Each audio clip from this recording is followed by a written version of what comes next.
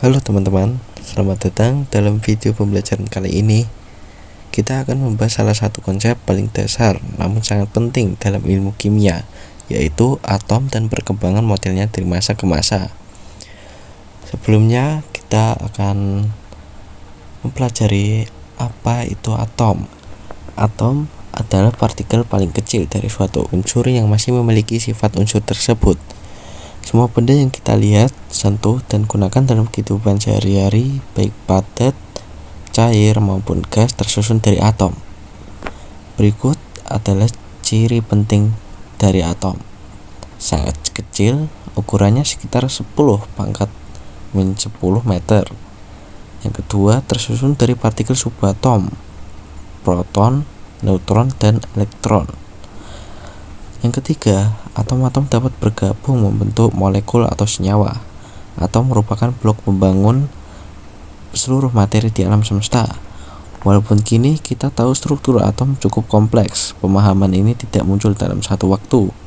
Butuh ratusan tahun penelitian dan penemuan dari banyak ilmuwan untuk membentuk model atom modern yang kita pelajari sekarang. Mari kita telusuri satu persatu bagaimana model atom berkembang. Yang pertama, John Dalton. John Dalton adalah ilmuwan Inggris yang pertama kali memperkenalkan teori atom modern. Ia mengamati pola reaksi kimia dan menyimpulkan bahwa atom berbentuk bola pecah yang sangat kecil. Atom tidak bisa dibagi lagi menjadi bagian yang lebih kecil. Lalu, atom dari unsur yang sama memiliki massa dan sifat yang sama. Senyawa berbentuk dari penggabungan atom dalam perbandingan tertentu. Model ini memang masih sederhana, tapi menjadi pijakan awal bagi teori atom selanjutnya. Selanjutnya ada J.J. Thomson. Beberapa dekade kemudian, perkembangan teknologi memungkinkan ilmuwan untuk meneliti struktur atom secara lebih mendalam melalui percobaan tabung sinar katoda. J.J. Thomson menemukan adanya partikel bermuatan yang negatif yang kemudian disebut elektron. Penemuan ini membuktikan bahwa atom bukan bola pecah tak terbagi seperti yang dikatakan Dalton.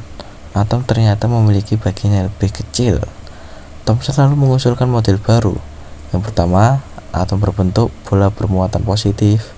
Yang kedua, elektron yang bermuatan negatif tersebar di dalamnya.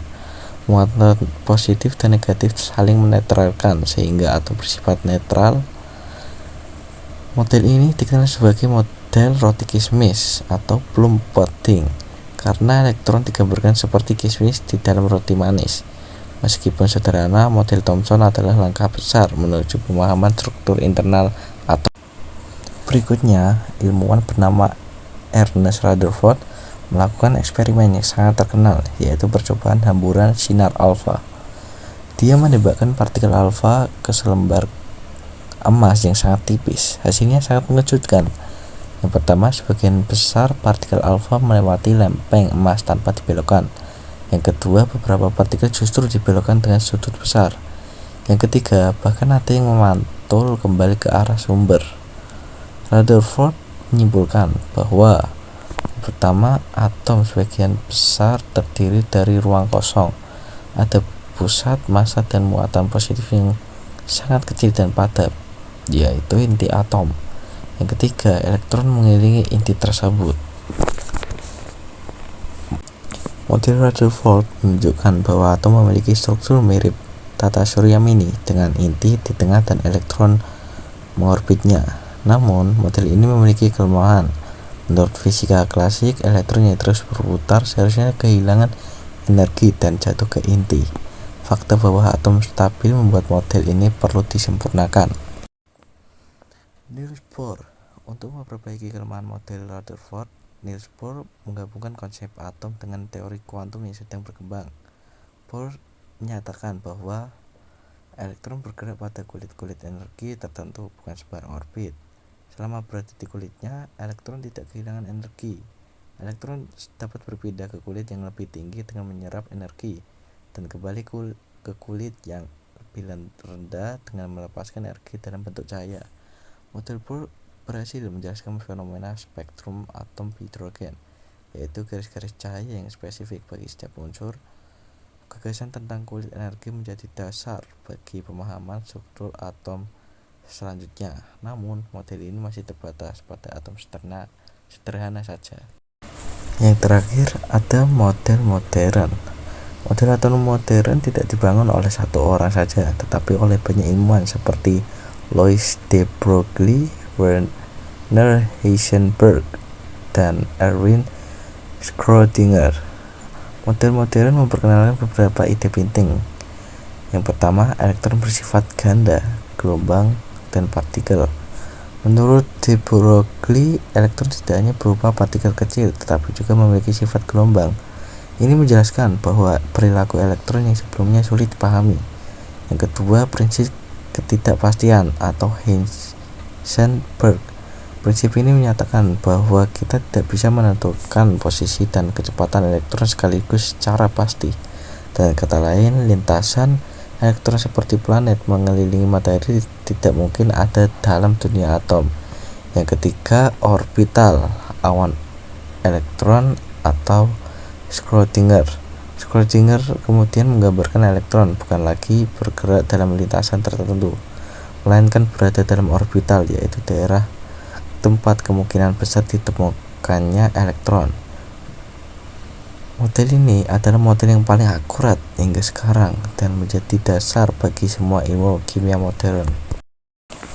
Baik, kesimpulan untuk pembelajaran kali ini adalah perjalanan memahami struktur atom berlangsung sangat panjang. Model atom terus berubah karena setiap penemuan baru menyempurnakan teori sebelumnya.